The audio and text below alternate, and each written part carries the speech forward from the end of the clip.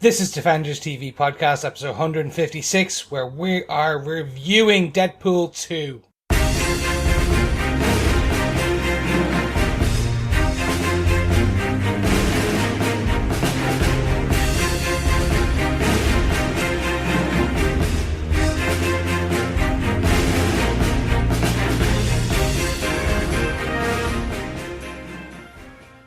Welcome back, fellow Defenders. Grab your chimichangas, because it is time.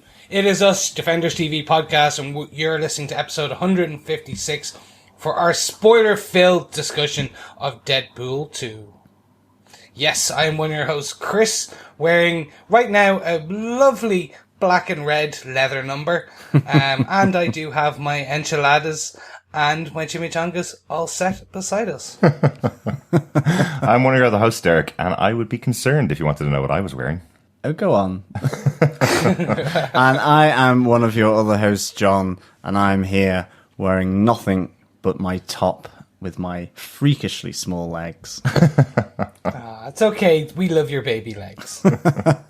Fellow Defenders, thank you so much for joining us, where we will be going into a heavy spoiler-filled discussion of Deadpool 2.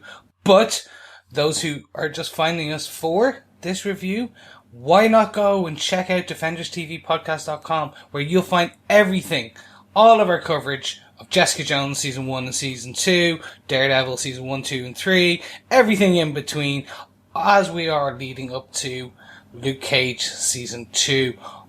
Also, if you love the MCU as much as we do, check out our review of Avengers Infinity War. Or, if you love the comics, check out Doctor Strange Damnation crossover event, where we joined up with a host of other podcasts just to get some down, dirty damnation coverage. Mm-hmm. Yes. And if you're just joining us, we don't mention this very often, but if you're just joining us and you love podcasts and you love Marvel, why not go over to Stitcher Premium and listen to Marvel's first ever official podcast, a scripted podcast for Wolverine the Long Night. All 10 episodes are available there over on Stitcher Premium. All you have to do is go to stitcher.com/premium and use our code DEFENDERS, which will give you a month free of Stitcher Premium, which gives you the ability to listen to every one of those 10 episodes. A month should give you enough time for 10 episodes of that show. Yeah, definitely. And it is excellent. Highly, highly recommend from us. Yeah, really good podcast, scripted podcast. And that is available up until September as well. So please head on down and, of course, use our code DEFENDERS and support the podcast. Mm-hmm. And, of course, if you like us with our Deadpool 2 coverage, please head on over and subscribe over at DefendersTVPodcast.com. Go to the subscribe section where you can choose your podcast catcher of choice. Apple Podcasts, Google Play, or any other good or evil podcast catcher of your choice. Please rate us, leave a review, and of course, as always, share the podcast, share the love. We will be back after this podcast in around a month, because on June 22nd, yes, Friday, June 22nd, Luke Cage, Sweet Christmas himself, is coming back to our Netflix screens with Season 2. And we'll be giving you 2 weekly podcasts covering each episode for the first couple of weeks after the launch. Mm-hmm. Yeah, really looking forward to getting back to Luke Cage, actually.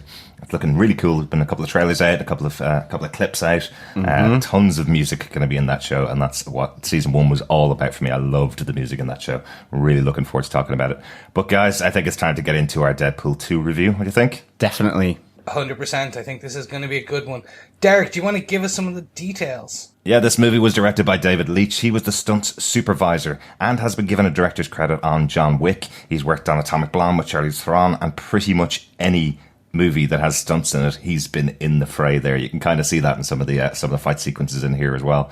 The movie was written by Rhett Reese, Paul Wernick, and Ryan Reynolds gets a writing credit for this movie. Rhett Reese and Paul Wernick were the writers on Deadpool 1, which is definitely evident in here. They also wrote Zombieland, and Paul Wernick had the honoured distinction of writing G.I. Joe Retaliation. Ooh. One of your favourites, John, right? Is that the second one? Yes. Yes. So, no. I thought that was one of your guilty pleasures. And my guilty pleasure was G.I. Joe. Okay. The one with Channing Tatum and Joseph Gordon-Levitt.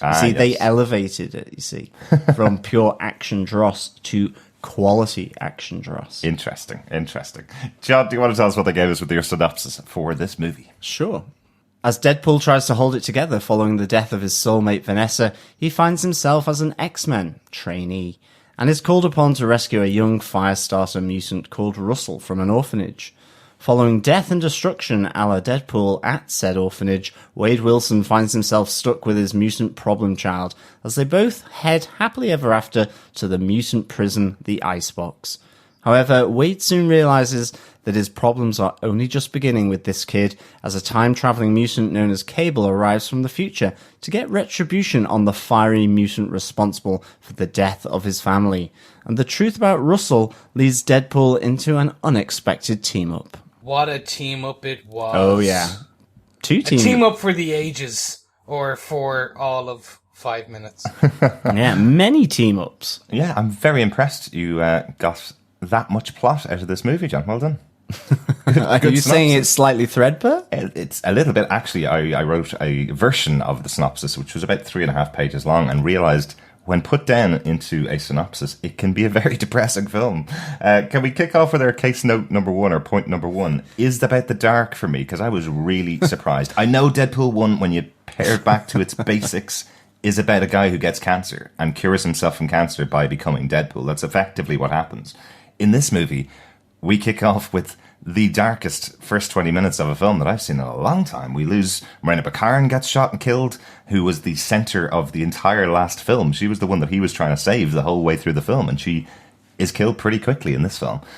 We do see a couple of flashes to her. I know the reason why she obviously wasn't as involved in this film was because she was filming 22 episodes of Gotham, which we cover over in Gotham TV podcast. So I'm fully aware of why she wasn't able to be used on the movie like she was the last time. But it did feel like a real shocker to have her killed at the start of the film. So are you bringing us all down immediately with the darkness of Deadpool? We've got 4 points of lightness. Well, yeah, absolutely. Is this because you overthought your synopsis? I would say so, yes. When I wrote the synopsis, I was going, okay, murder, death of his girlfriend, and then Cable's wife and kid are dead, and then the kids being abused in the school, and what's going on? And then they're being tortured as well. It's like there's a lot going on here that's dark. It's funny because as soon as you'd kind of said that it was dark, it was like thinking about it, and it's like, yeah, there's some pretty dark things here. The mutant, the orphanage where they're torturing mutants, the death and destruction of Wade Wilson's home, the death of Marina Baccarin as Vanessa, and then, the whole revenge of Cable. Yeah. But he calls this out in the first couple of seconds of the film. Mm-hmm. He does like, and he goes, well, Logan made an R-rated one, and look, he died at the end. Screw him, I'm gonna do better. Yeah. I liked it.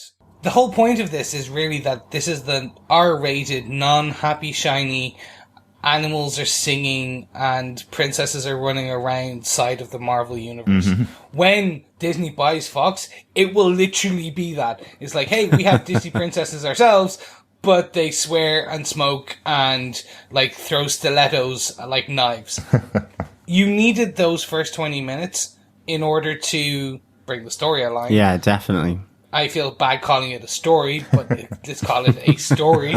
But then the mutant torturers, the Essex orphanage, which I'll get to later, Cable's wife and daughter, Josh Brolin needed a hook. Oh, absolutely. In order to make him. So they pulled good threads. And yes, like the whole point of Deadpool 1 was, hey, here's a mercenary who got cancer and gets experimented on and has to go save his wife. Like, Deadpool is a very dark character. He was originally never the merc with a mouth. Mm-hmm. When they introduced him in X-Force, he was this very stoic. He was supposed to be like a dark assassin. Think Ryan Reynolds in the X-Men. Yes, but with his mouth showing up and making him look like Deathstroke in the DC universe. Yeah. He is not a happy guy.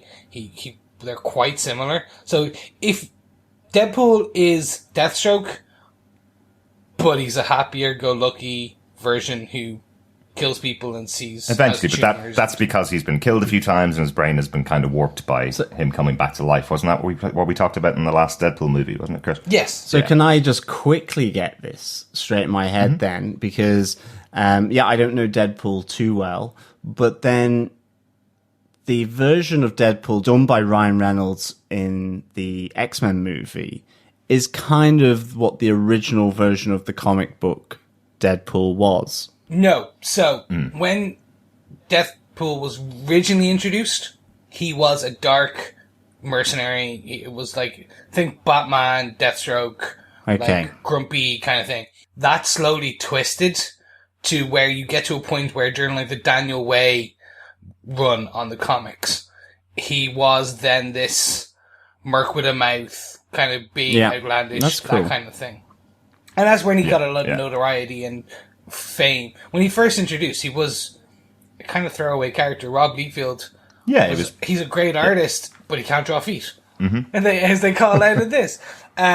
He's a great, look, he had all the, think of it as Squirrel Girl, for example. Potentially throwaway character, but with the right love from writers and artists, gained this cult kind of following. So, for example, even in some of the newer Spider-Man Deadpool run that's been happening over the last 2 years, there's still very dark themes in this, but there's a lightness given to a lot of this stuff through the banter and the kind of craziness. Definitely. It's really dark humor, and I didn't mind the darkness, to be honest. I think it set up the story. I definitely noticed that I kind of, from about the formation of X-Force, that's when I really found myself laughing a lot more, because the jokes just kept coming. That's not to say that there weren't any in the first sort of 20 or 30 minutes, but it was definitely setting the scene. But I really enjoyed that. I mean, I loved the flashback where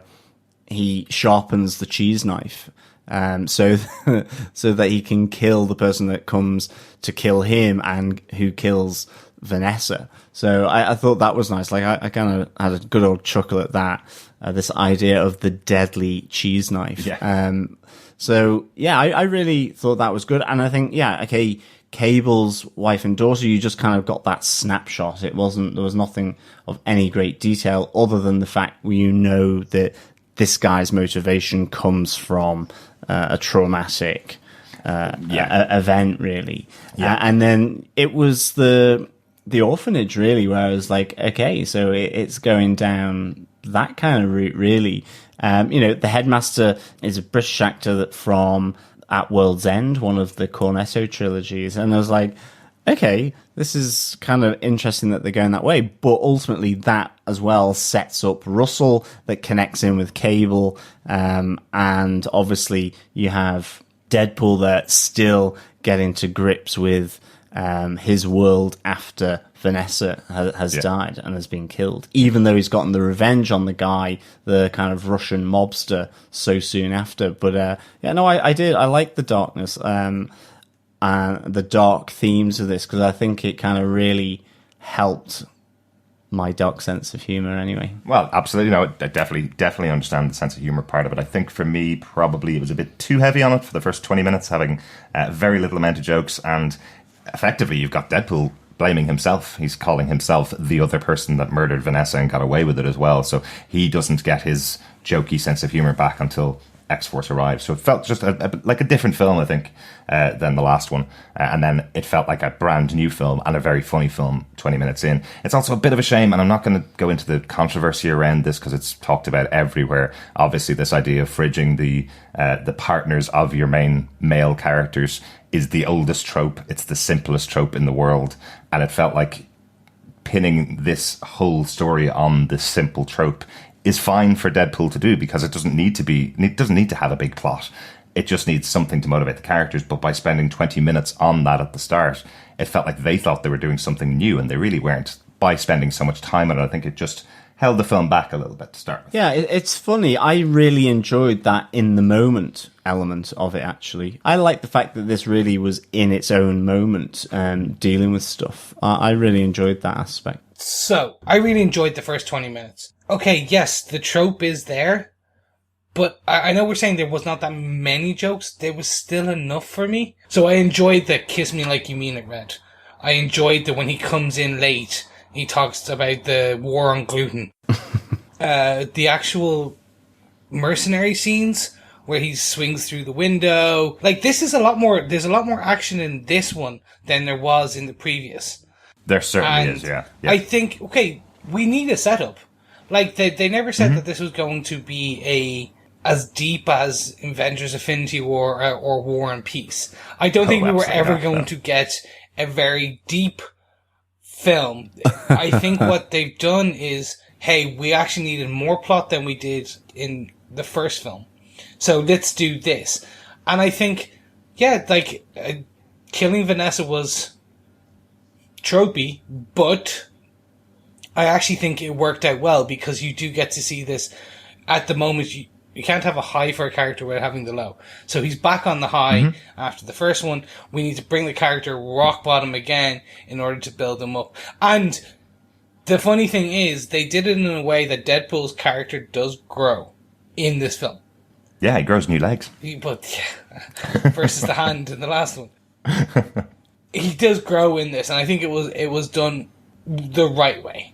And there's enough jokes in the beginning up to the X Mansion where I was kind of enthralled. I wanted to know, oh, he goes to the X Mansion, and then, like, where is everyone? And, oh my god, he's in Professor X's chair, and then everything like that. From there onwards, up to the orphanage and beyond, I was really happy. Yeah, kind of when X-Force start joining, we get a lot more levity. Yeah, absolutely. And a bit of a better film, really. I think as well, like, you know, it also introduces us to Russell as well, which is really good at the orphanage, and the fact, you know, the gag of him being a trainee X-Men as well, which I really like that gag. I loved the fact that there was a bunch of the X-Men in the room in X Manor, where they close the door so that they're not seeing as he's going, where are all the X-Men? Yeah. They're never around. Why is it just you guys here with Colossus?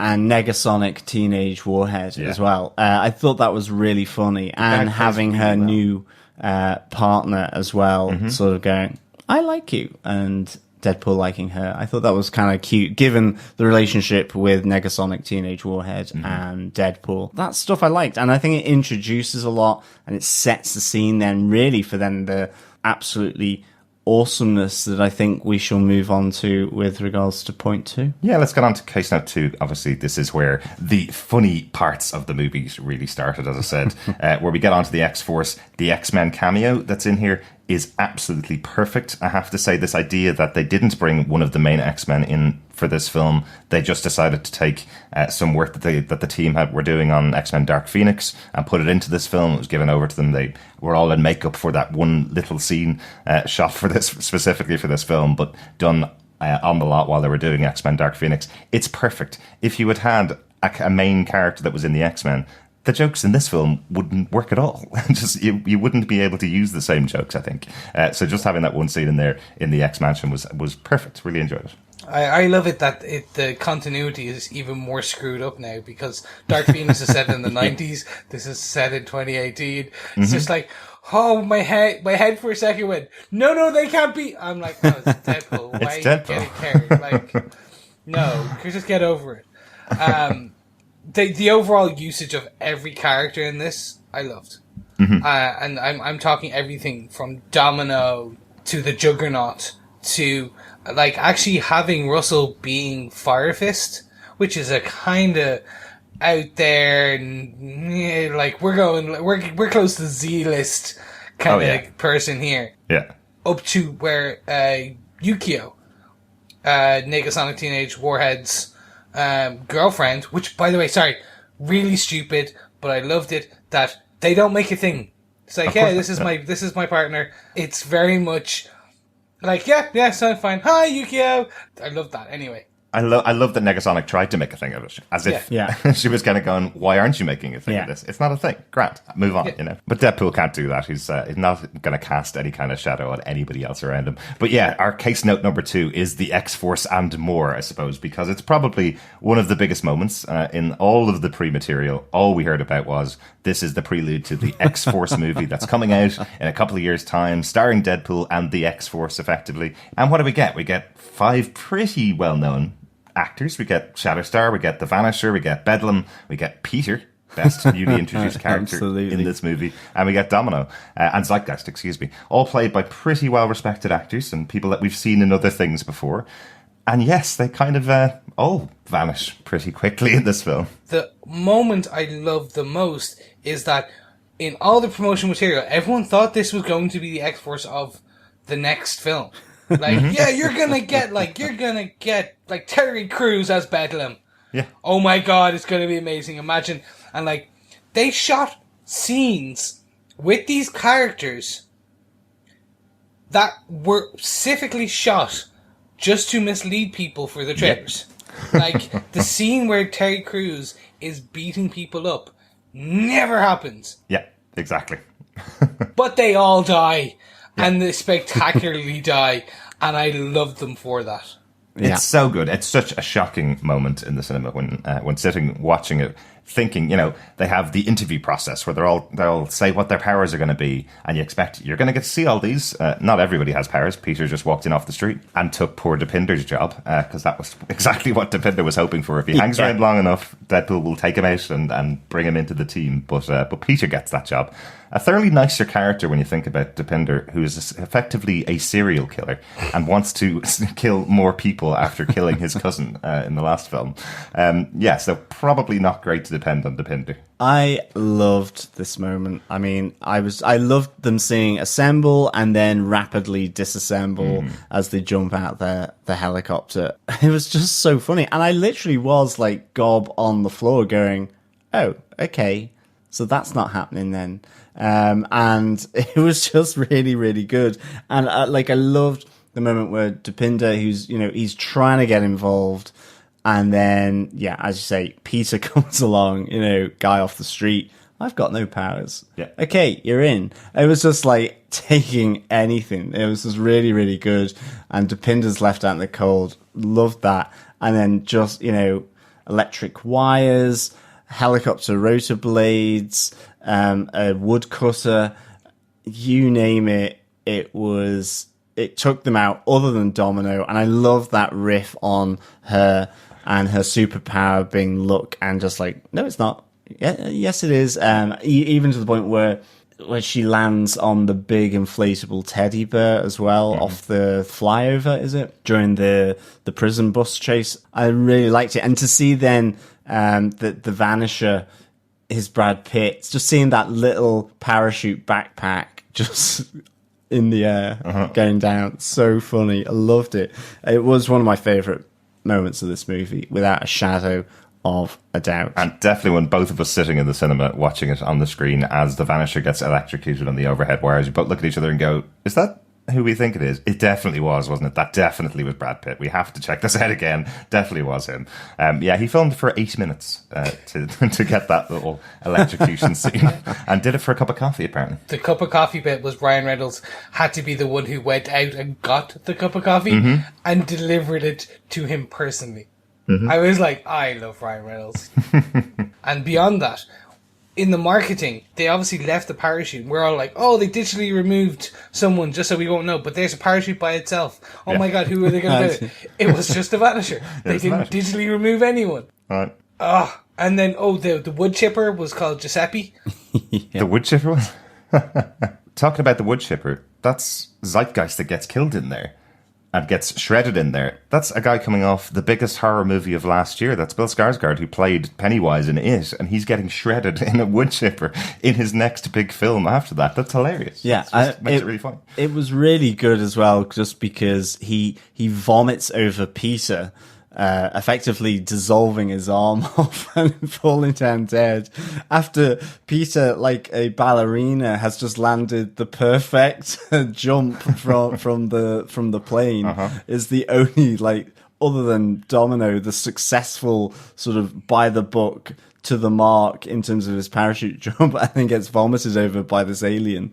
Oh, so funny. And what was it? It was Greenblood. That was Shatterstar, played by Louis Tan, who was in Iron Fist. Another great cameo, which I have to call out, is we have Matt Damon officially becoming a staple cameo character in Marvel films, and I love it for it. Yes. After his triumphant Thor Ragnarok Loki impression, he now plays a redneck with Alan Tudyk. Yes. At the arrival of Cable, we see the very recognisable Alan Tudyk chatting away to a guy beside him, who is in under about 200 pounds of makeup. It's been confirmed since the movie came out that was Matt Damon.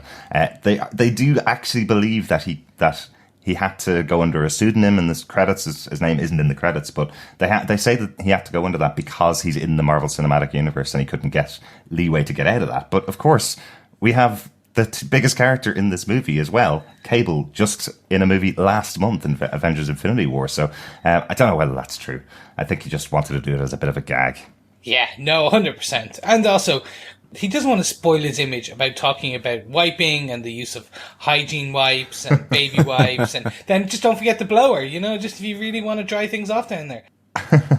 There's so many parts of this film that I'm just in stitches. Yeah. And I was laughing so hard, my eyes are closed. And I'm like, I'm going to need to watch this multiple times again once it comes to Blu-ray. Definitely. Because I'm like, I just know that I've missed all these little hints and things and points. And also, Ryan Reynolds played not one, not two characters in this, but three characters. He was the voice and the eyes of Juggernaut in this. That's right. Yeah. He was the voice of Juggernaut. Apparently, they couldn't afford another voice actor because their budget was so tight, and he put down the vocals for the Juggernaut, hoping it would be replaced in future. Part of the reason that they're able to do as much kind of play acting with the comedy in this movie particularly is because obviously Deadpool's mouth's covered all the time, so Ryan Reynolds can go back and replace lines over and over again just to make the scene work a bit better.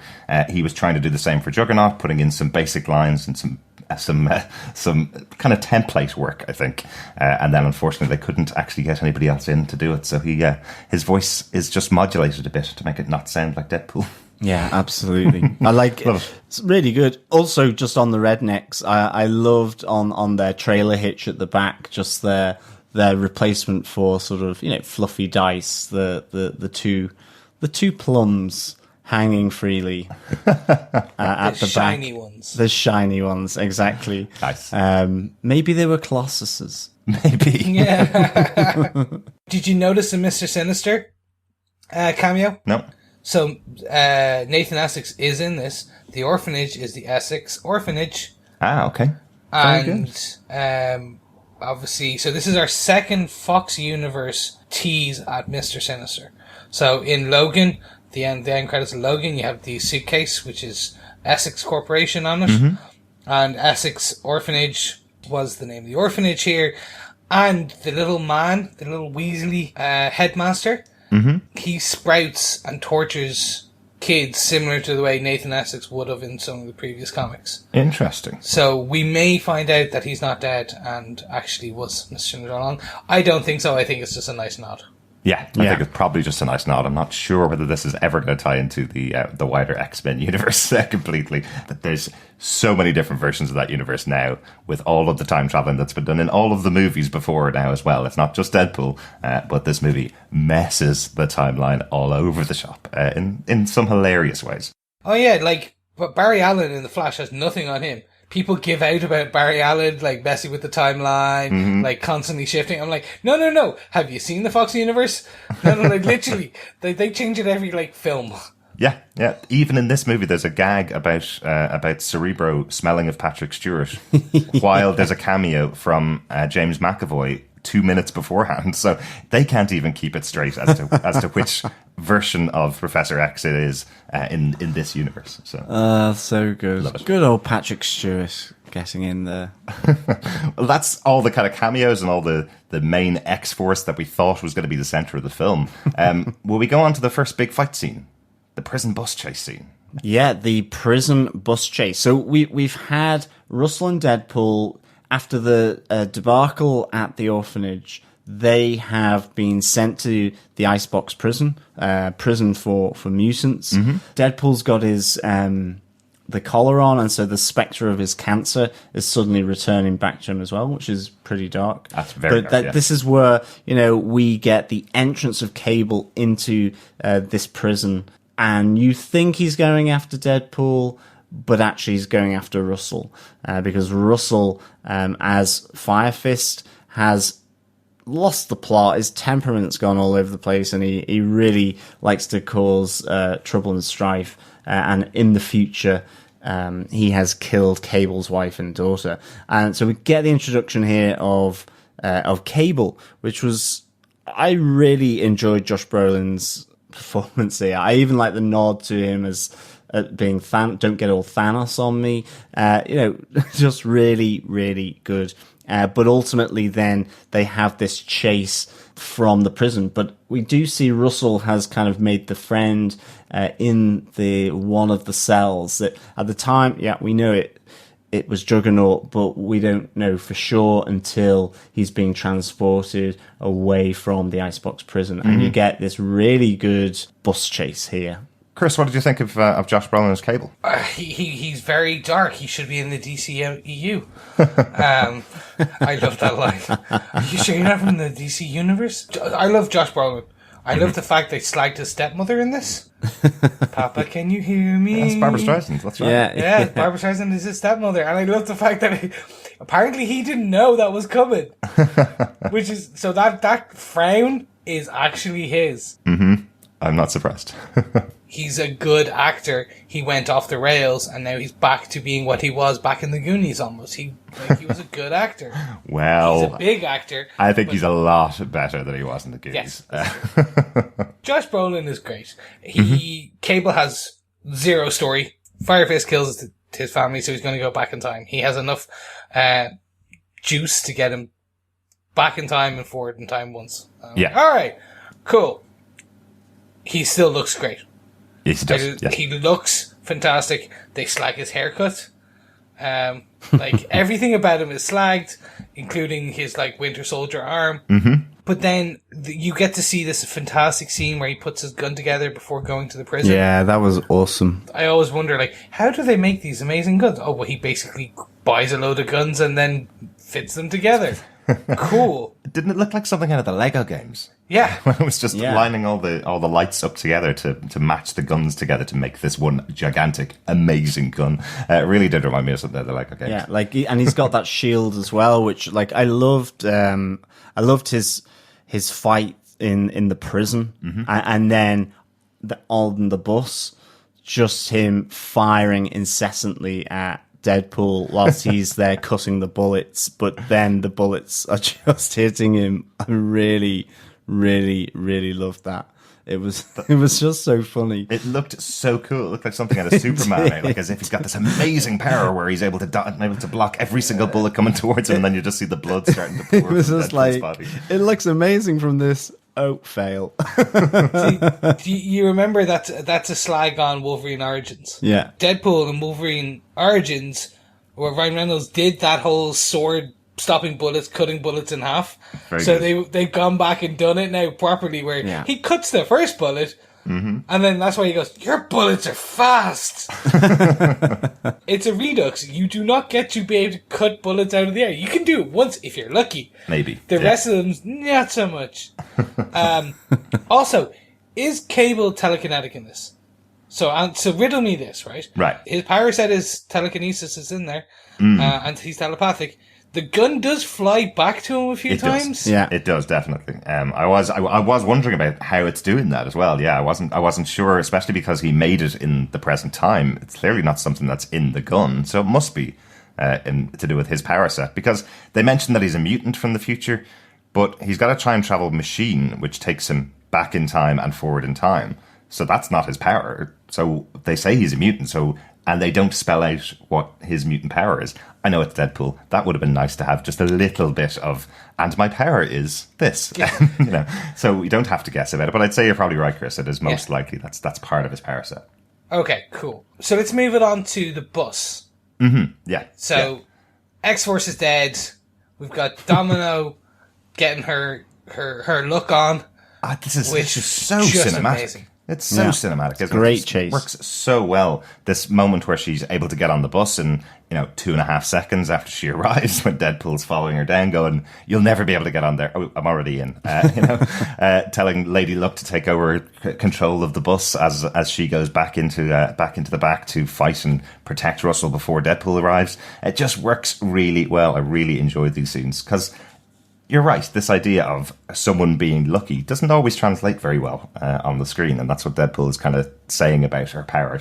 Yeah, might be lucky, might not, but it works really well, I think. Yeah, and of course we get the awesome release of Juggernaut, who awesomely rips Deadpool in two, and Deadpool cannot feel his legs. Oh, here they are. It was absolute classic. I love that. And of course, I loved everything that followed on from that, where he's back at his crib with everyone, sat down on the sofa, looking pretty well rested and recuperated. And then we cue down to little baby legs doing a Basic Instinct pose at one stage. And I didn't think they showed the twig and berries, but they did, and I was like, "Well done, sir. Well absolutely done." This is proper avant-garde cinema. You're like, well, how do you top the hands? Well, the legs. Okay, yeah, you really went for it. Oh, like yeah. Oh, by the way, did you notice he's wearing his Goonies shirt? Yeah. He's wearing the Goonies shirt at that same time, which I thought was just brilliant. And of course, Chris, that's not his leg. Yeah, exactly. That's his berry. They just thought she was so good, even just with the random gun pointing as well. Blind Al. I loved Blind Al. Yeah, so good. She's hilarious. I love after that whole scene when Cable comes in to talk Deadpool into joining up with him. Everybody else is in the room, all slagging each other off and having a little pot shot at each other, and it all ends with Blind Al going, "I have no idea what is going on in this room. I haven't understood a word since everybody arrived home." It's hilarious. I loved also that they actually showed that he does have the cure for blindness locked under her words. Which is just like, it's like, so cool. That's such a throwaway joke. If you haven't seen the first one where he goes, "I have the cure for blindness." Another cameo we forgot to mention was our lovely Black Tom Cassidy. The use of this joke is brilliant. Whoa. Cable, I know you're not racist, but you just killed Black Tom Cassidy. What about White Tom Cassidy? And yes, it was played by Jack Kesey, who some people would know him from 12 Strong, Baywatch, Death Wish. He's in Claws. He was in The Strain. He's like a well-known actor now. He's starting to become pretty big. And everyone thought, again, they announced his casting as Tom Cassidy at the beginning, and everyone was like, "Oh my god, he's gonna be like the main villain." Nope. He's again killed off. I was just like, yes! But again, the racial joke on that was that was played consistently, even till the end of the film. When you have stupid names like Negasonic Teenage Warhead or Black Tom Cassidy, play with them. Show the stupidity of some of these code names that are given to these mutants.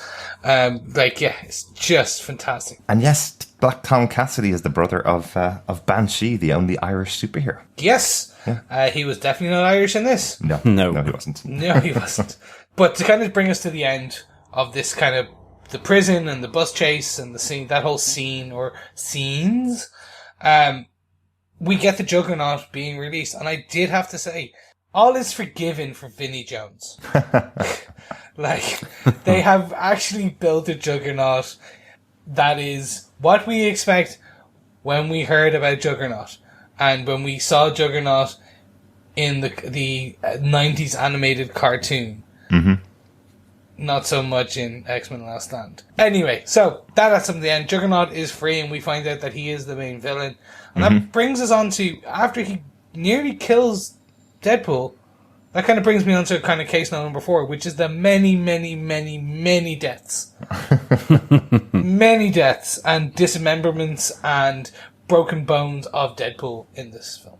Yeah. This is the whole end of this film just leads directly from this point when the new gang, I guess the new X-Force, we might call them that, are now together, fighting over Russell at the orphanage when they finally get together and are battling against the unstoppable Juggernaut. It seems to take everybody. It needs Colossus to actually battle Juggernaut and keep him just at bay while they take care of Russell and try and talk him down.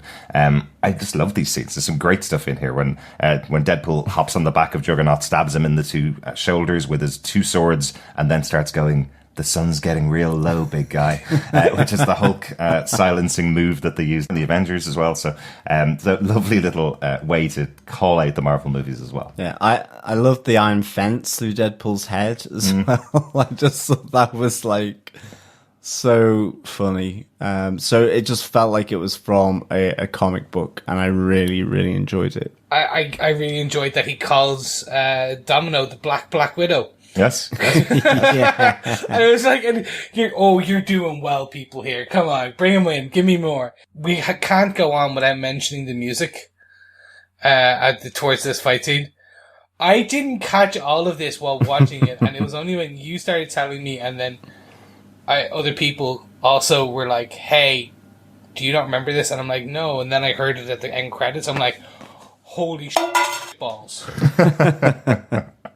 Thank you, Luke Cage, and your swear jar. Yeah, like this was fantastic. I've gone back and I listened to the soundtrack now, and they actually released two versions of that song. Mm-hmm. One with the Juggernaut in it, one without the Juggernaut in it, so they wouldn't spoil it. I'm like, come on, that's some nice marketing. Even thoughts about that, So but smart. just the orchestral epicness of the tune of the piece of music with the words that go along with it is just amazing. That's hilarious. I think I was listening to the Empire podcast about the Deadpool 2 movie, and they were commenting that this is one of the first ever orchestral scores that's had the parental advisory sticker on the outside of it, because it can only be played for people over a certain age. So I love that. I think that's brilliant. Why not? If you're doing the score for Deadpool, why not have a little go at trying to offend people? Why not? Yeah, definitely. Then it kind of that brings us into the fight between our metal friend who joins. Deadpool is not winning this fight against Juggernaut. And that this is brilliant. I have to say, this was a proper, what would happen if Colossus and Juggernaut fight? Yeah. Like, we get a proper fight. Like, it's not, okay, and cue the CGI fight scene. He even calls it out. Yeah. But it's still, it looked good. And I can see where they actually put a bit of budget into this. Mm-hmm. But the ending is fantastic, where it's like, how are we going to stop this guy? Oh, I know. They rip off his pants and they stick an electric wire up there. And I'm like, oh yeah, that's how you stop the unstoppable Juggernaut. So good. I think that's just why he's never been stopped before, because nobody else was willing to do it until you got Deadpool involved. Yeah. You know? No one's willing to get that close other than Deadpool. Some people have Achilles heel. He has an Achilles bum. Like, oh no, who would have ever known? But I love that he still gets up at the end. He is still alive at the end. They haven't killed him. They've just knocked him out for a little time, and he does get back up at the end.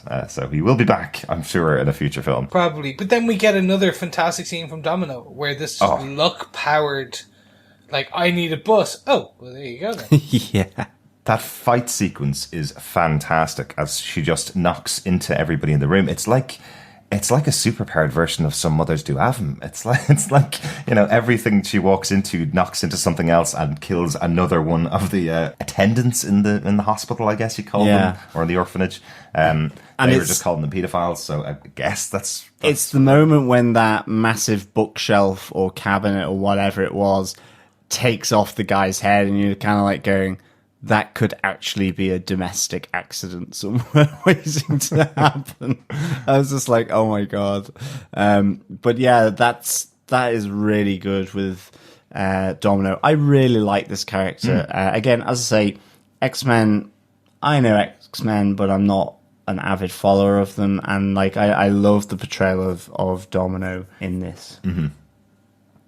Yeah, it was pretty on spot for this, but I think it works. I think do. It's a perfect. Zazie Beetz is fantastic as Domino. She plays it well. And as you said, the choreography of the fighting of the actual I can't even call it fighting. It's a Rube Goldberg machine of a fight. So she touches one thing and then it all knocks off to the end of the fight. Lady Luck is, and I'm just like, yeah. Just like Dominoes. Yeah. Exactly, yeah. I was slightly bemused or underwhelmed by the use of Negasonic Teenage Warhead and Yukio, who a lot of people think is actually Surge from the comic books. Okay. It's now since release been said that she's not. Yeah. She actually is none other than Yukio, the female assassin from the actual film The Wolverine. So she's just a de-aged version of that. With electric powers added on. Right. So, because it's the same name, and the writers and directors came out and goes, yeah, well, we had like this binder full of people you could use. And they went, yeah, you can just take any of them, or take two and just kind of mash them together. Yeah. So we did that. And I was like, yeah, fair point. If you wouldn't got an encyclopedia worth of characters to play with, you can go, I can take the best bits from all of them, or I can take one and try and rebuild it up. Like, it is crazy to think that Fox own 200 Marvel characters. That just shows you how many Marvel characters are in the Marvel Cinematic Universe. The actual characters they have access to is so much more than that. And Fox have access to 200 different mutants that they can use at any time. It's fascinating, but in a weird, geeky way. Well, like, it's this Nathan Fillion as Wonder Man in the MCU. He plays Simon Williams in the MCU, who's in theory Wonder Man and super powerful and everything in the comics. And it's a pass away reference in the MCU now. It's just like, we've got too many characters to play with, so we'll make super little Easter eggs that only us nerdy people will know. But I was perturbed by the limited use of Negasonic, because she was a standout character for me in the first one. I was expecting her to be like, when we had the bus scene, I was expecting she would have been there. If not, like Colossus, yes, you can explain why. Well, obviously the CGI is the reason why. But you can explain away him not being there. But not having her there where she was, I never fully got it. But look, it was good. The usage we got of her was good. Still, they didn't destroy the character, which they could have easily done. If anything, they built up the character. Right. But I still wish they had used her more than just this final few minutes of... Oh, definitely. Yeah. Definitely. She feels like she's not on the screen at all. Definitely. It could have been any character. You definitely didn't really get that connection in the same way as you did in Deadpool 1, to be honest. Certainly not for me. So yeah, I completely agree there, Chris. Thought she was really underutilized. So let's get on to the deaths of Deadpool. So we have the iron piece through his head, but then actually we end up getting Cable and Russell and Deadpool fighting it towards the end, and Deadpool jumps in front of the bullet. Yes. Which I was very happy with. I was wondering how they would tie this all up. It is a very tropey way to do it. It is like a scene from The Bodyguard. And I was like, okay, I get it. Now I see what you're making fun of. Cool. Just the multiple deaths, the dying and do you want to build a snowman? Hey, have you noticed that it sounds very like this one? And just like the continued, I was like, they're still going. Oh, that was funny. Oh, they're still going. I'm still here. It got funnier as it went along. The more they killed him and he came back I was just like, this is top-notch death joke humor. And I think Cable really sells that scene as well, as he looks to be really broken up as Deadpool's dying on the ground, and then as it gets worse and worse, he's just going, "Oh my God, will this guy just die?" So we can just go on with the rest of our day. It's we're over it now. We're done. It's hilarious. He just sells it so well, just as the straight man in this partnership, and that's why I think he works so well in this film. That's always been what Cable and Deadpool's relationship has been: is that Cable's the actual real character, and Deadpool's the one that makes fun of everything, including the audience reading the book and everything around him to the audience reading the book. So you have to have a good straight man like Cable. I think Josh Brolin did a great job with that. Yeah, and then woodpecker gingivitis. Like, I want to know where they came up with those words from, though. It's just like, let's crowdsource some word. Okay, gingivitis. Yeah. Like, I'm like, why? Was someone had really bad breath when I was on set or something? Because, you know, there's a lot of in-jokes. Mm-hmm. Ryan Reynolds liked putting in-jokes into this. So, like, we saw the cameo from the director as one of the security guards in one of the cars with the prison bus. Right. We saw there are the names of the current writing, some of the biggest writers on Deadpool. Their names are plastered around the city. We see Rob Liefeld, who is the original creator of Deadpool, is name-checked, as well as having really bad at drawing feet. Oh, even the pilot. He mentions the pilot by name in this film. And it turns out that's just someone who, like, there's some kind of film set, kind of Easter egg for them. It's just a complete, for the cast and crew in-joke. Of course. And people are like, oh my god, like people have been like, who is this character? Like, what's his name? Why is he there? Like, people are researching it. And then Ryan Reynolds came and goes, oh, yeah, that's just a joke between us and the cast. Yeah. And then, of course, this all could just be what words sounded funniest together. He could have been recording 12 or 13 different types of them and then just cut the words together that he thought sounded funniest. That's kind of a Ryan Reynolds thing to do. But we do have a time-travelling save of Deadpool. Cable gives up his opportunity to go back and save his wife and daughter when he finds out that they're safe in the future to stay with Deadpool. To save Deadpool by putting the skee ball token that Vanessa had given him in the point where he's going to get shot with the bullet. So we see Deadpool is saved by the big sacrifice from Cable. Quite a big moment. Yeah, no, it really was. Again, there's a darkness to this film, which we were discussing case note 1, but you do see that, yeah, there is a storyline here, and you do have this growth of a character, and then you have, to a degree, growth of a very dark character in Cable. Like, you see him like, okay, well, I suppose I don't want to kill an innocent. And in his eyes, Deadpool is innocent. He may be a merc and may kill lots of people, but he's trying to do the right thing. And that's all kind of Cable wants. But he also thinks that he can make a better life for his daughter by staying here and fixing whatever's going to happen in X-Force and Deadpool 3. Yeah. Yeah, because it is an interesting one, really. Ultimately, Russell comes around here, and again, it's that sacrifice. I really enjoyed the fact that they end off all walking out of there, and the destruction of the orphanage, saving Russell from his future, saving Deadpool through the time travel device, and I just thought that was really good, even to the point where they knew that car was coming as it takes out the headmaster of the orphanage.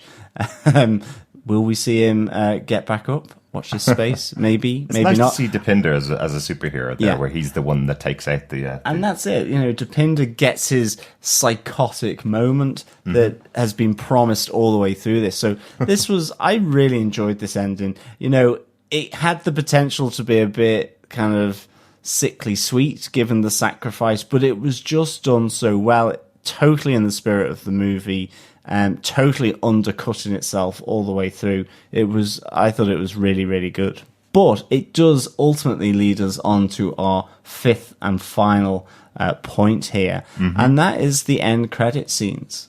Yes, our mid-credits. Or mid-credits, yes, I should say. The end credits was actually just the version of the Juggernaut theme that Chris was talking about. Yes. We did stay in the cinema to listen to it. It is just that, and it had us singing it the whole way home, embarrassingly, on our tram, unfortunately. But the one thing that I find really odd about these post-credit scenes, so Cable's stuck in the present day, not able to travel back to his wife and daughter, and Deadpool fixes the device and then goes back and fixes everything he wants to fix. Will Cable be really, really pissed off about this, that Deadpool's been jumping back and forth through time and not giving him the opportunity to go and see his wife and child? That's really harsh. He's just saved his life. I think you're thinking too much about this, dude. This is pure comedic effect. Yeah.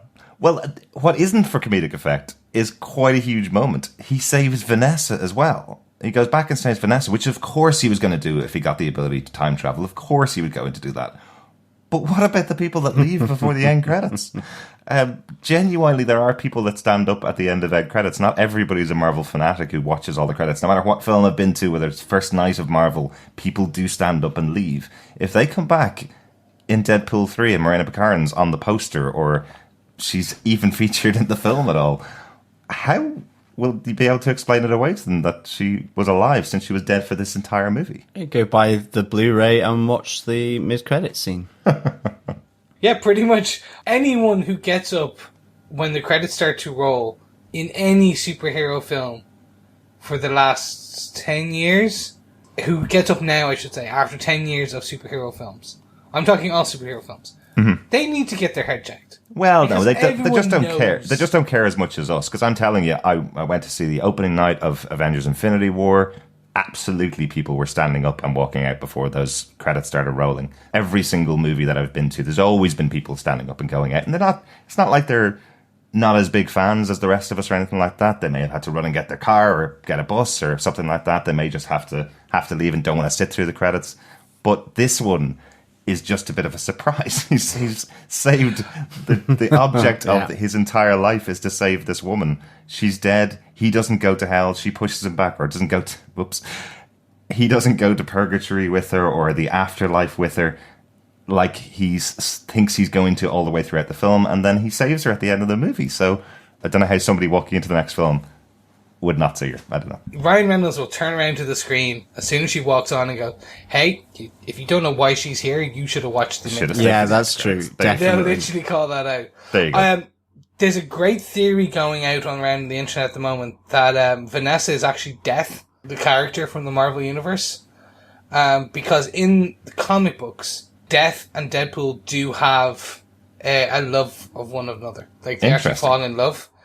And Thanos gets so angry that he grants immortality on Deadpool on top of his healing factor so that they can never see each other, and they do the odd time. And actually now people are going, well, actually, hold on, could Vanessa be Death? Because Wade gets with her straight away and then he gets cancer and nearly dies. Like, there's an element here going, is she actually? I'm like, no, people, you're really slightly into it. I love the detective work you're doing, and it's a great storyline of the Deadpool and Death one, and Thanos and his immortality, like, snafu, because he's in love with Death too, but no, she's not Death. I like that. I like it, though. It's a good theory. Yeah. And it makes sense when you start thinking about it, but it's like, no. It's not going to happen, absolutely, but it's happening in a different way. Absolutely, yes. But there are some even funnier, or actually funny, post-credit scenes, Chris. Definitely. So the first one did not even happen, and I want to talk about it, because they cut it. They filmed it, and they cut it. Okay. I want to know, I think it's still going to be hilarious. I'm hoping it's in the Blu-ray. He goes back in time and kills baby Hitler. So that is apparently there is hopefully it makes it into some of the extended cut or the deleted scenes, but he goes back and you see him enter the 1900s kind of early 1900s house, and he's standing over a crib with a baby with a little mustache. Oh. And he puts his gun and then blows his kid. I would have loved that. Really? I would have laughed my ass off. Okay. Because they make the joke about baby Hitler in the film. It's not even a joke, though, Chris. If that was actually the film, the only thing that is any kind of moral center or lesson that's in this film, anything that is written into this movie as part of the plot line is, no, you don't kill baby Hitler. You try to change baby Hitler. And that's what they do with Russell. If they had a moment where he goes back and kills Hitler, then they've just stripped it of any plot. So I'm glad that got cut or didn't get filmed or is an internet rumor, because that would have absolutely ruined the film for me, honestly. Well, let's agree to disagree. Okay. All right. Let's talk about the actual mid-credits scenes, the other ones that are in there, because there are some fantastic moments. Again, this being totally self-serving Deadpool, he goes back to save Paul. Oh, Peter. He forgot his name again. He goes back to save the only member of the X-Force that didn't have any superpowers. I loved it. Because he kind of didn't know what he was getting himself into, I guess. He said he'd always protect Sugar Bear. That's what he says to him. So I guess that's why he only saves him. But he has a time machine. He had the ability to go back and just stop the plane from taking off. But he saves Peter. Hilarious.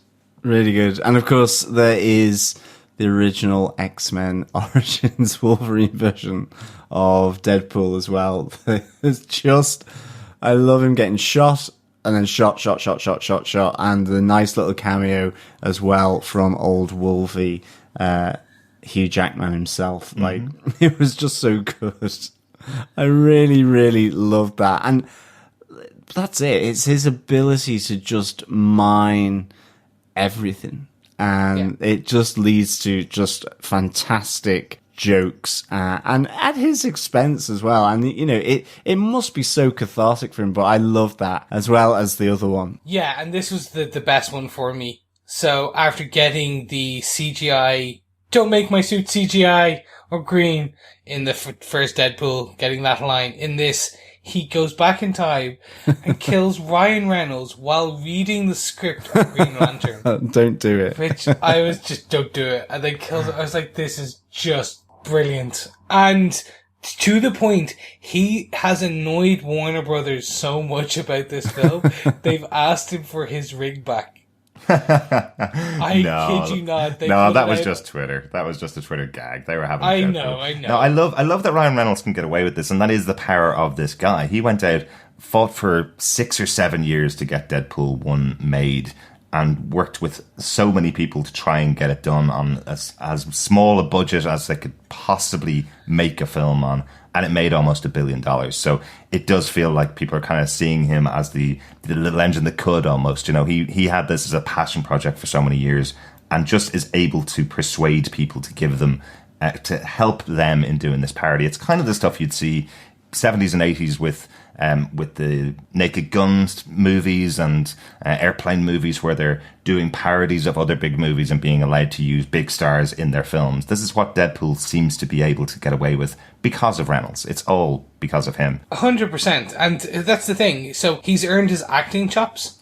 So he's done so many other films with some box office, some not so box office, some cult, like The Nine, or The Nines, I should say, a cult classic, which is amazing. Okay. Which I recommend some of you check out.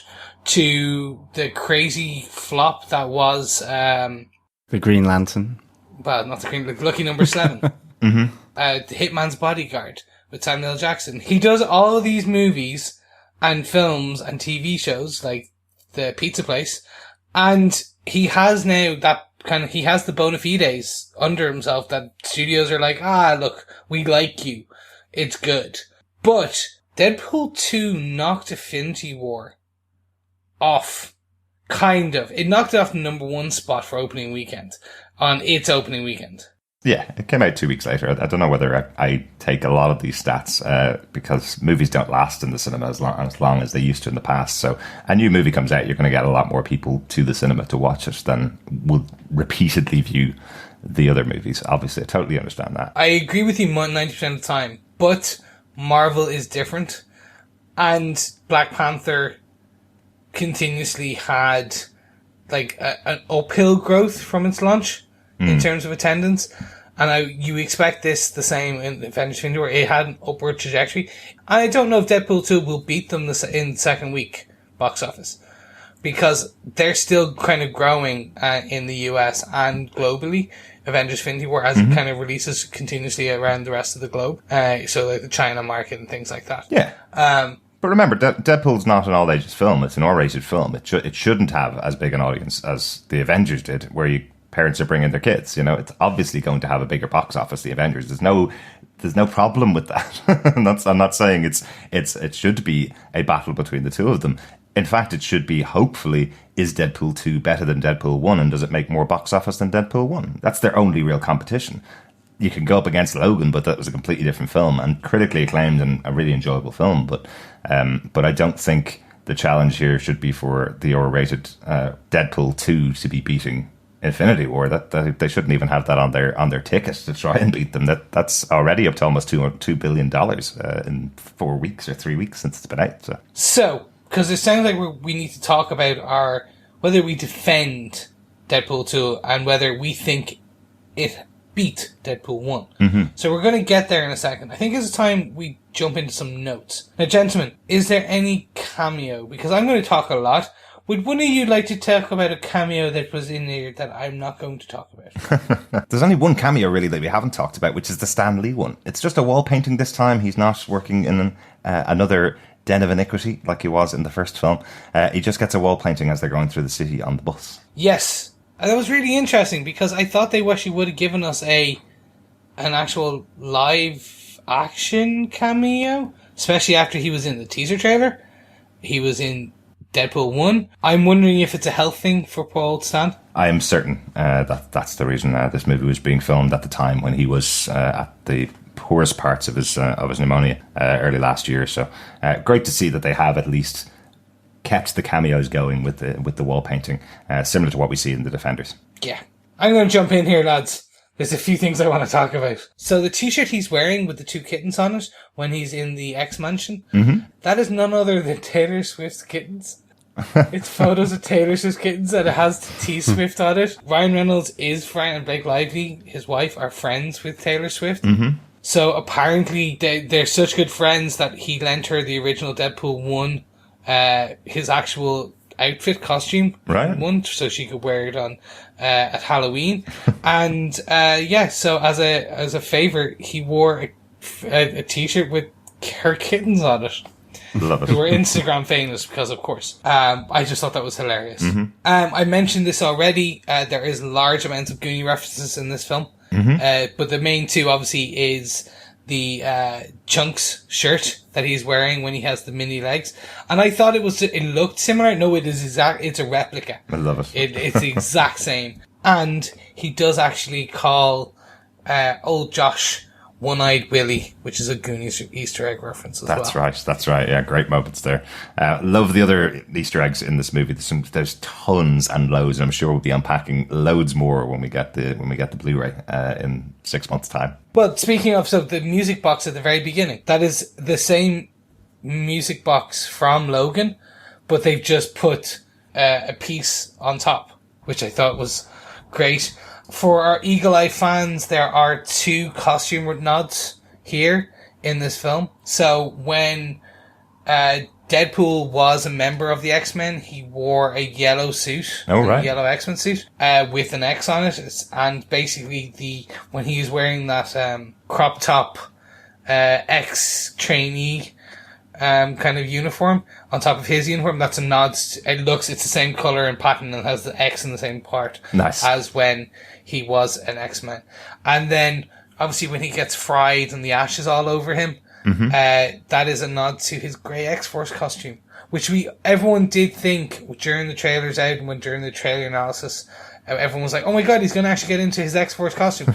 No, it just turned out to be dirt and dust. Yes, I love it.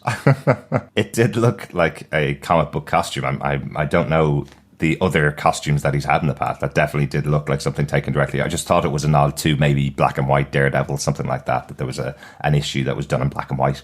Very cool, though. Yeah. And then the final one is, just as I said, there's the cure for blindness at the bottom of Blindell's underneath their floorboards. Some classic nods in this film, definitely. Really well put together. Obviously, loads more to come, and we've probably missed a fair few. If you want to send us in some feedback with your thoughts as well, or any Easter eggs that you've found, email us at feedback@defenderstvpodcast.com, and Chris would love to read the ones that he missed. Yes, of course. I basically, if you think that, or if I got something wrong, even better, kind of tell me, because hey, I'm only human, and I read quickly and a lot of comics, so unfortunately sometimes things get mixed up. But much like Black Tom Cassidy, I'm going to be silenced now. Gentlemen, I think it's about time we wrap up this beautiful podcast the same way we wrap up every podcast. Do we defend this Marvel movie? Do we defend the chimichangas spent? The billions of chimichangas, millions of chimichangas I should say, spent in filming Deadpool 2. John, do you defend Deadpool 2? Oh, I do defend this movie. I give it 4, and it has to be, doesn't it? Holy balls out of 5. I really enjoyed this. It was sit back, relax, and just get into the groove of the movie. And I think they really did that. It took a little while for me. I definitely, as soon as Derek noticed about maybe there being a darkness, I kind of noticed that I really got into it after the X-Force. But nonetheless, all that setup is really needed, given Russell, given Cable, and given what's happened to Deadpool as well. So really like that. But I really did laugh a lot in this movie. I like the dark humor, and it made me just have fun. It was in the moment. It wasn't connected to a million movies. It wasn't having intricate storylines. It was just a standard fare where you just sort of watch it. It is a popcorn movie for me. I love the X-Force aspect. Thought Domino was superb in that. I loved the fact that they rapidly died. I loved Dopinder, just his little through arc of wanting to get involved with Deadpool, getting really crazy for killing. Again, I think Cable, I really liked it. I don't really know too much about the character. I just thought it all came to a nice, really neat ending. Saving Russell, also saving Cable's family, and of course saving Deadpool. These three great characters through this. And of course there are the baby legs after Juggernaut has ripped Deadpool in half. So many gags. Really, really enjoyed this, and I absolutely defend this Marvel movie. Excellent. Chris, do you defend this Marvel movie? I 100% defend this film. For a multitude of reasons. It is very much a bigger and better version of Deadpool 1. It has more fight scenes, more gags. Hey, if you didn't like that one joke that they just put out, well, don't worry, there's going to be another 3 that will probably land with you. So it's more jokes, more action, more comic book stories. Is the plot good? That's debatable. It's weak. We'll call the plot weak. But it doesn't need a plot.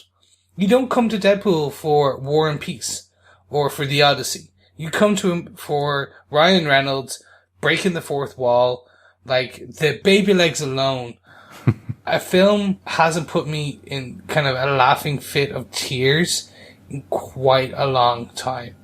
And that's what this film did. I was literally tearing up from laughing so much.